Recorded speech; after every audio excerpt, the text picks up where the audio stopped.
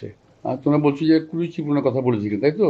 আমি এই সময় কথা বলতেই চাই না, কারণ রুচি নিয়ে সমস্যা আছে, রুচি নিয়ে সমস্যা আছে। সুতরাং কোনটা কুরুচি আর অরুচি এটাও বুঝে না, সুতরাং ওর সাথে কথা বলে লাভ নেই। আমি সেই আমাকে এই সাবজেক্ট না প্রশ্ন না করলে আমি খুশি হবো, ভালো লাগে না আমার কাছে। আল্লাহ রহমতে নির্বাচন আমি আমার ভালো হচ্ছে, জনগণের সারা আশানুরূপ। আমি আল্লাহ রহমতে অত্যন্ত আশাবাদী। নির্বাচনে যে একটা মজা আছে, যেটা সে মজাটা আমি পাচ্ছি না। আমার যে এর আগে যখন আমরা নির্বাচন করেছি তখন একটা পরিবেশ ছিল, অনেক আগে কথা বলছি, যখন 91, আমি টকিং অ্যাবাউট 1991, 2006, 2001, ওই সময় যে একটা পরিবেশ ছিল নির্বাচনের, এখন সেই পরিবেশটা আমার এখানে অন্তত নাই, ঢাকা আটে নাই। মানে পরিবেশটাকে নষ্ট করে দেওয়া হয়েছে, একেবারে নষ্ট করে দেওয়া হয়েছে উদ্দেশ্যমূলকভাবে।